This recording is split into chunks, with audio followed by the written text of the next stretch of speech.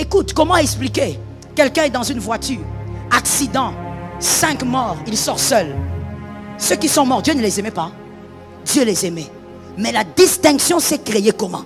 C'est l'homme qui crée la distinction. Par la manière dont la personne aime Dieu.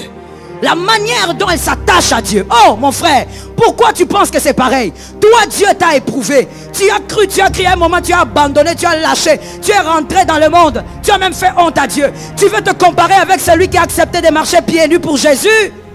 Ah, vous n'êtes pas pareil. Que quelqu'un dise, on n'est pas pareil. Alors je dis à quelqu'un, sois distingué par ta foi. Philippiens 4:13 dit, je puis tout par celui qui me fortifie. Comment faire pour garder une foi constante? Je puis tout par celui qui me fortifie. Apprends à regarder à Christ plus qu'aux épreuves. C'est pas facile, mais c'est quand même quelque chose à faire. Et c'est possible de le faire. Regarde plus à Christ qu'aux épreuves. Lorsque tu regardes trop aux épreuves, écoute ce qui va se passer. Tu vas commencer à ressembler à tes épreuves. Alors que tu ne dois pas ressembler à tes épreuves. Tu vis des épreuves, tu n'es pas cette épreuve. Qui a compris? J'explique. Selon un verset biblique. La parole de Dieu dit, dans ma maison, il n'y a pas de femmes stériles ni de femmes qui avortent. Si tu te retrouves dans la maison de Dieu et que tu n'as pas d'enfant, alors c'est ça la vérité. La vérité c'est quoi? Tu vis l'épreuve de la stérilité, mais toi tu n'es pas stérile. Tu vis l'épreuve, mais tu n'es pas cette épreuve-là. Arrête de te focaliser sur l'épreuve. Tu vas commencer à ressembler à ton épreuve. Toi-même, même ton visage va commencer à ressembler à l'épreuve. Focalise-toi sur le serpent de rein. Comment faire pour croire? Jésus. Par Jésus seul. Mais comment je vais faire? Jésus. Regarde Jésus. Quand ça ne va pas, prie. Ferme tes yeux. Pense Jésus. Regarde le serpent de rein lorsque les serpents brûlants te mordent. Regarde le serpent de rein. Jésus est le seul capable de fortifier ta foi. Capable d'allumer ta foi. Capable de te booster plus qu'aucun autre homme. Focalise-toi sur Jésus. Le problème c'est que tu regardes trop l'épreuve. Je regarde l'épreuve, ça ne va pas, ça ne marche pas. Arrête de regarder trop l'épreuve. Tu regardes à un moment, tu enlèves le regard. Regarde Jésus. C'est ce que David a fait. David a dit non, non, non. Si j'écoute ces hommes ici, même mes frères, je ne tuerai pas Goliath. Laisse-moi regarder l'alliance. Je pense à l'alliance et je vois alliance. Est-ce que quelqu'un m'a entendu? Ézéchiel 37:3. Ézéchiel 37:3. Ézéchiel 37:3. Voici ce qui est écrit. Il me dit, fils de l'homme, ces eaux pourront-ils revivre? Je répondis, Seigneur éternel, tu le sais. L'histoire connue comme pas possible. Tu connais l'histoire. Je ne veux pas la raconter. Ézéchiel, on lui pose la question. Fils de l'homme, est-ce que ces os peuvent revivre? Bon, essayons un peu de visualiser la scène. Ézéchiel est au milieu de quoi? Des ossements. Ok? Ézéchiel est au milieu des ossements. Et Dieu lui pose la question si les ossements peuvent revivre. Ézéchiel, on l'appelle comment? Par le Seigneur. Merci. On ne l'appelle pas ossement. On l'appelle fils de l'homme. Tu es au milieu des ossements, mais tu n'es pas. Tu es au milieu du chaos, mais tu n'es pas un. Tu es au milieu de la douleur, mais tu n'es pas. Plus tu parles, ça entend toi. Et le diable même est fâché là où il est. Tu es au milieu de la souffrance, mais tu n'es pas. Non, tu n'es pas souffrance. Tu n'es pas ton épreuve, tu vis ton épreuve. Même Dieu a dit, fils de l'homme, je t'appelle fils de l'homme, je t'appelle pas ossement. Tu es au milieu des ossements, mais toi, tu es fils de l'homme. C'est-à-dire, Dieu crée le distinguo. Il veut faire voir que tu ne peux pas te faire appeler ou ressembler à tes épreuves. Même si tu es au milieu de l'épreuve, toi, tu es fils de l'homme. Et le fils de l'homme peut encore prophétiser. Que Dieu bénisse une âme. Les ossements ne peuvent rien, mais le fils de l'homme qui est au milieu des ossements peut prophétiser. Tu es dans les épreuves, mon frère, mais tu ne ressembleras jamais à cette épreuve-là. Tu ne portes pas le prénom de cette épreuve-là. Même si tu es dans le chaos, toi tu n'es pas un homme chaos. Est-ce que quelqu'un m'entend très bien? Est-ce que quelqu'un m'entend bien? Vous savez, moi j'aime regarder le match de Ali, le boxeur. J'aime beaucoup. Quand je regarde ça, quand des fois ma morale est down, je mets ça d'abord. Je me mets là, en train de regarder. Même quand il est KO, je sais qu'il va se relever. Comme c'était son coach. Je suis sûr, hein. Quand je suis là, des fois mes filles disent, maman, tu exagères. Je dis non, je n'exagère pas. Je suis là en train de regarder. Quand il est KO avec des coups, je dis, allez, come on, Ali, allez, allez. Parce que je sais qu'il finit par se relever.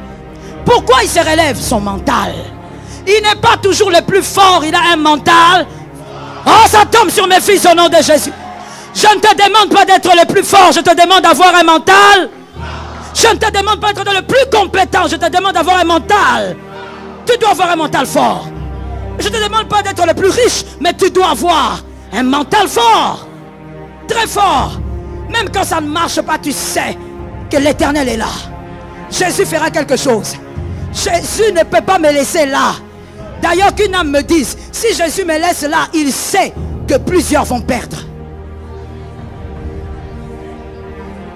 Oui, Jésus lui ne perd pas. Parce que lui, Jésus peut créer un homme par lui-même. Mais il sait ce qu'il a investi en toi. Il y a des hommes qui comptent sur toi. Il y a même des hommes qui ne te connaissent pas, mais qui comptent sur toi.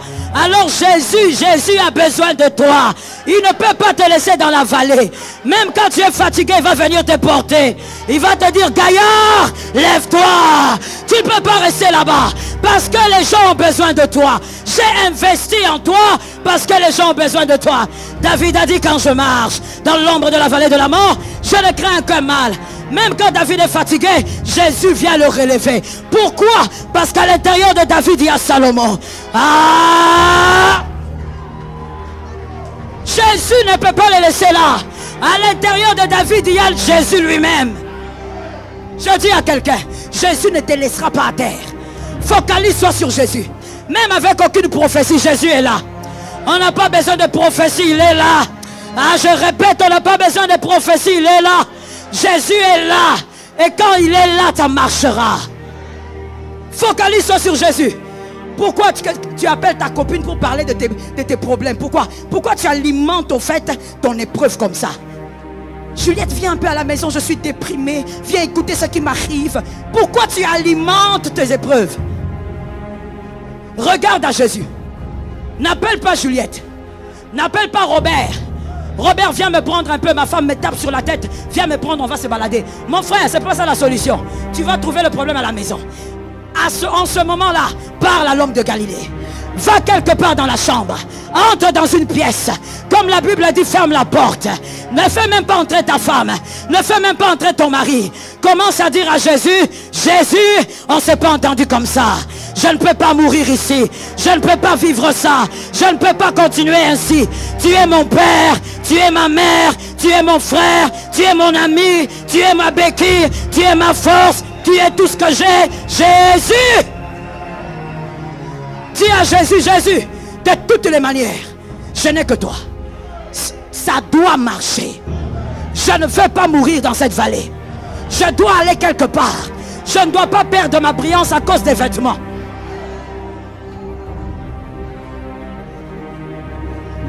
Est-ce que je parle? Laisse-moi illustrer ça. Quand tu es en train de marcher et que les gens t'arrachent les vêtements, t'arrachent le pantalon, on t'arrache ton t-shirt, tu es en train de marcher. Quand devant toi, quelqu'un t'a déjà ouvert une garde-robe, il t'a... On a ouvert une garde-robe à 2 battants.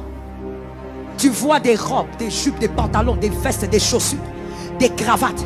Même si ici on t'arrache les vêtements, tu ne regardes même pas le visage de celui qui prend.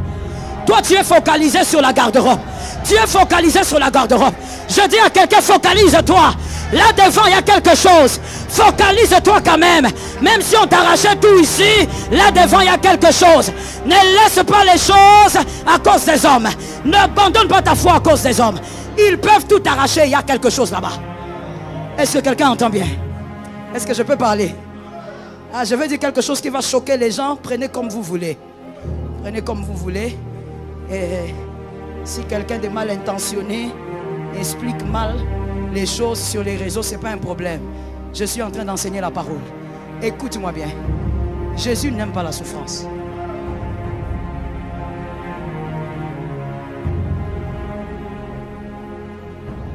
Jésus n'aime pas la souffrance. La seule fois où Jésus a souffert, c'était à Gethsémani.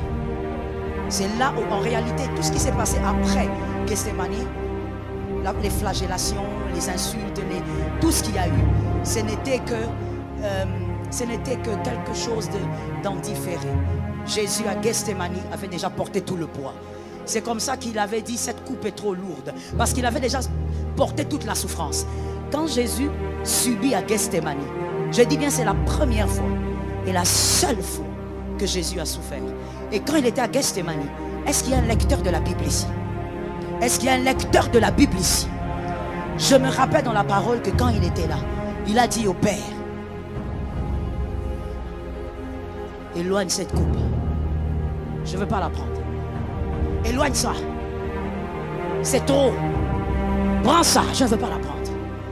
Mais à un autre moment, par amour pour toi, il dit, pas ma volonté, mais ta volonté.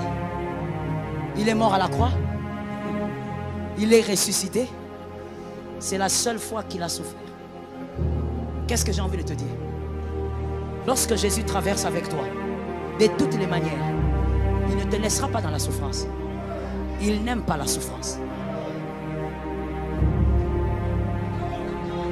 Il y a des gens qui n'ont pas compris. Mais il y a quelqu'un qui dit, on attend la suite. Mais j'ai mis un point. J'ai déjà fini à expliquer.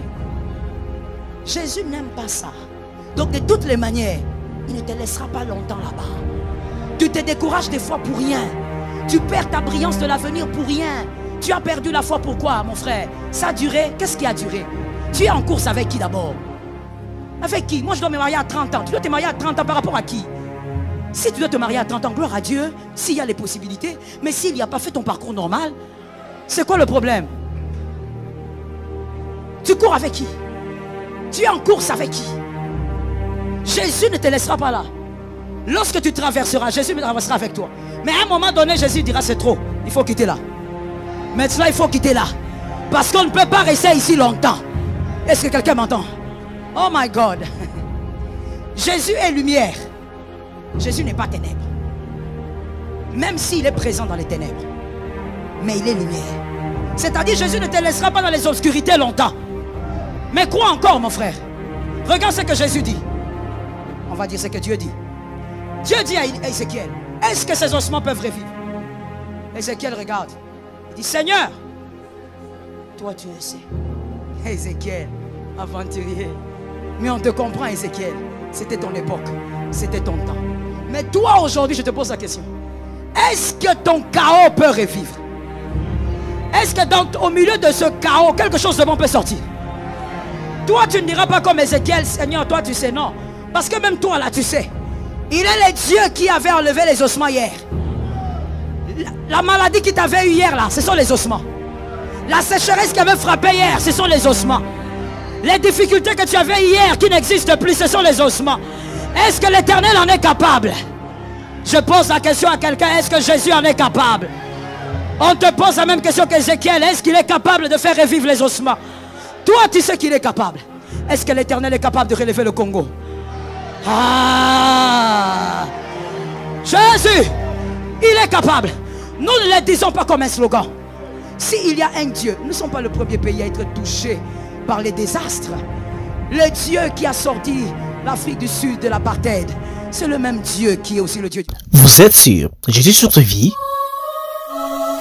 Vous êtes sur Jésus Source de Vie.